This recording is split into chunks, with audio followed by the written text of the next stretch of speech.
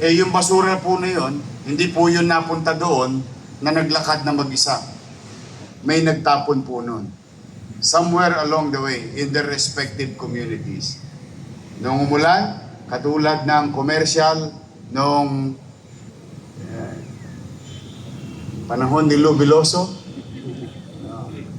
yung Nestle, kung maalala, basurang itinapo mo, babalik din sa'yo. See, that's why, for a community, a city, a country, for that matter, to succeed, is to really, for the government to do its job, and the people to do its part. Malaking bagay ang tao at mamamayan. Good morning. Ako po ay nalulungkot ngayong umaga sapagkat isa sa ating direktor a few minutes ago, a little less than an hour ago, ay sumakabilang buhay na. Ako'y nakikiramay sa pamilya ni Director Pio Morabe.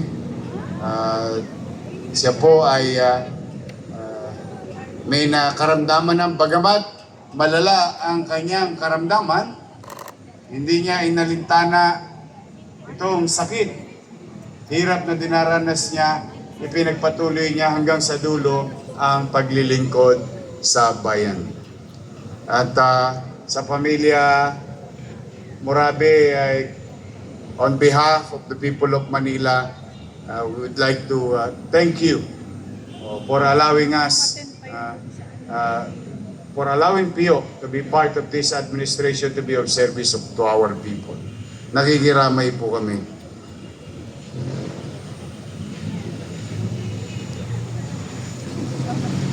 Ingat ka, Jess.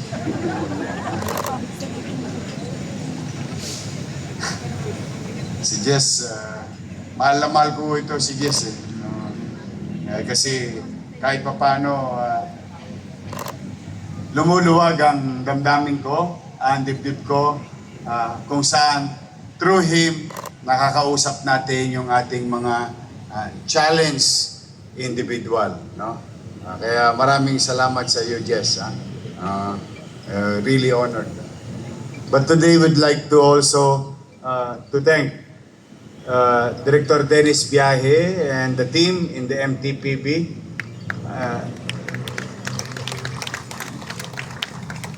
Pansinin po ninyo, bakit lumaki yung income? Hindi naman lumaki yung Maynila. Nabawasan pa nga po ng parkable areas eh. Dahil marami pa akong maigpit na pinatutupad na non-negotiable spaces to be made available to general public. Talaga po pagka masino pati epesyente ang liderato at pumapasok sa kaban, yun dapat pumasok sa kaban, eh hindi po pwede magkaila ang numero. Kaya sa ating lahat, in our effort, really we need to be efficient so not to be burdened or creating more burden by raising that weight to the shoulders ng ating mga taxpayer. Tayo magkolekta lang ng tama. Piso sa piso. Kwentas claras. Okay na yan. And in fact,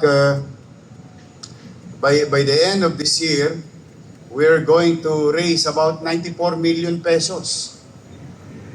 On top of the regular expenditures that we are dedicating, allocating, appropriating for our city personnel, 9,364 of you, because of what we are going to implement on September 1 up to what you call the increment or the salary adjustment. No? With this, if we are not going to be efficient year on year, the salary adjustment and increment will continue. Then naturally, we are making money just to give it to as a salary. Maliligwak po tayo niyan pagka nagkaganon. Kaya sa lahat ng mga ahensya ng departamento na nagbibigay ng growth, no? But not burden. congratulations katulad sa MTPB. Palakpakan natin sila. At gusto ko rin pasalamatan ang ICTSI, International Container Terminal, sa Tondo. Sila po ay nagbigay ng raincoats for our MTPB personnel. Nandito po si Cleo Angelo Guevara, Stakeholder Engagement Manager. Andiyan ba? Ayun. Cleo, mabasa sana kayo ng ulan. Rosauro Luntayaw, MICT Consultant. Syra Carmina Wenceslao, Sustainability and Development Superintendent. Itong ICTSI nagbigay ng raincoat. Pero a week before that, 308 units of ABP equipment for our elementary schools in the city of Manila, dinonate nila. At a few months ago, under our watch also, lahat ng mga modernong sports equipment was given to City of Manila, particularly sa Ateneo de Tondo. Parang ayaw niyo pumayag. Sa Katipunan lang ba may Ateneo? May Ateneo rin sa Tondo. Ang pangalan, Rosauro Almario Elementary School. Charot. Pumapalag yung mga lasalista. But I'm really grateful. On behalf of the people of Manila, to the ICTSI family, thank you very much for helping the city government. To Motopost Philippines, nagbigay ho sila ng 2 tok-tok units. Ayan. Thank you. Magagamit ng MTPB. Nandyan po si Mr. Oscar Maglalang Jr., President. Mr. Jonard Ramirez, Regional Marketing Manager. Mr. Ronesper Santos, Marketing Manager. Thank you very much sa inyo. Mabasa sana kayo ng ulan at patuloy kayong dumami. And to our 65 junior high and senior high students leaders for our Boys and Girls Week, welcome to our flag ceremony. Ayan sila lahat. Palakpakan natin. At bilang good news, alam ko naman, mahal ninyo ang inyong sarili, ang inyong kutis. In fact, marami sa inyo, customer ni Chin Chan Su at ni Natasha. Sino ba yung nauna kay Natasha? 1980s?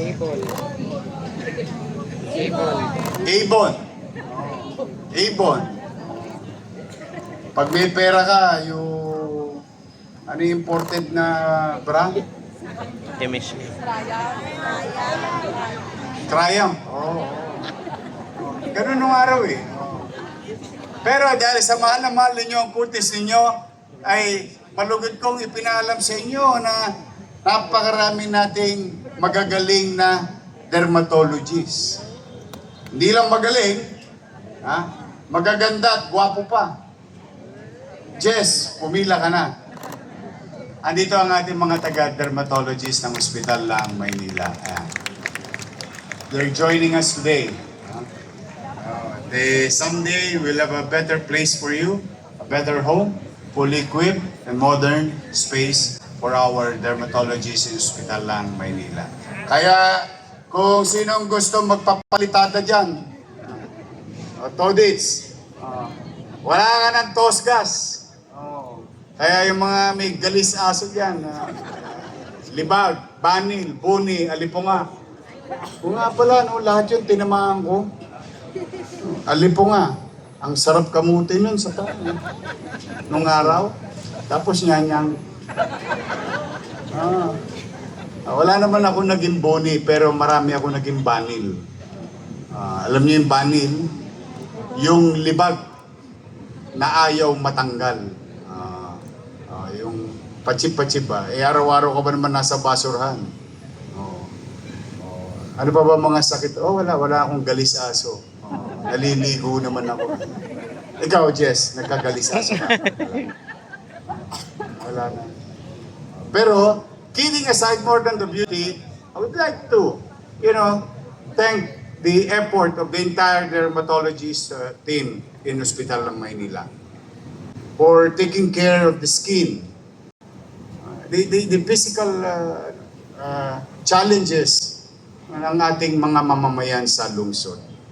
Can you imagine that itong bagay na ito ay nabibigyan pa rin ng pahalaga ng pamahalang lungsod ng Maynila para sa ating mamamayan. Palakpakan natin ang ating mga taga-dermatologist. And today also is another day for us. Buti naman tumigil na ang ulan. Kawawa na ang JO. Oy, shout out sa mga JO. Well, baba na sweldo nyo ngayon. Oh, no? No work, no pay, no? No, wawawa naman yung mga JO natin. Ilang araw na silang walang pasok. But to everyone who is here, ating mga kasamahan na naglilingkod sa bayan, ay mag-iingat kayo.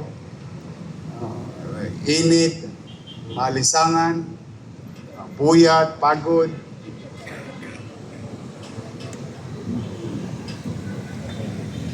Ayan. You'll never know talaga. Kaya magpakabait na kayo. Pakabait na tayo. Kasi talaga you'll never know. But for now, I want you to be healthy.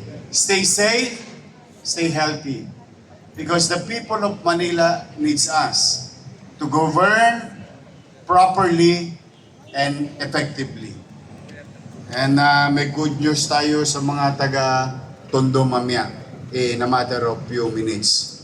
But mag-iingat kayo at sana'y lagi kayong maging ligtas. Ang wish ko kay Jesus this week for you to be healthy and safe more than anything else. Ang pera mawawala, ang pera darating.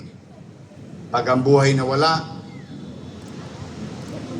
paalam na aking mahirap. Minsan talagang gino-joke ko na lang. Pero sa totoo, sa buhay natin, walang kasiguruhan. So, we, almost 20,000 of us in the public service here in Manila, across national offices, attached national offices and local offices. We must do what we have to do. And maraming salamat sa Diyos because as like what sinasabi sa salitang English, many are called, but few are chosen. You were the chosen one. We were the chosen one. And let's try to excel in our respective field of undertaking. Maraming salamat at pagpalain nawa kayo ng kung may kapal. Manila! God first. Thank you. Yes.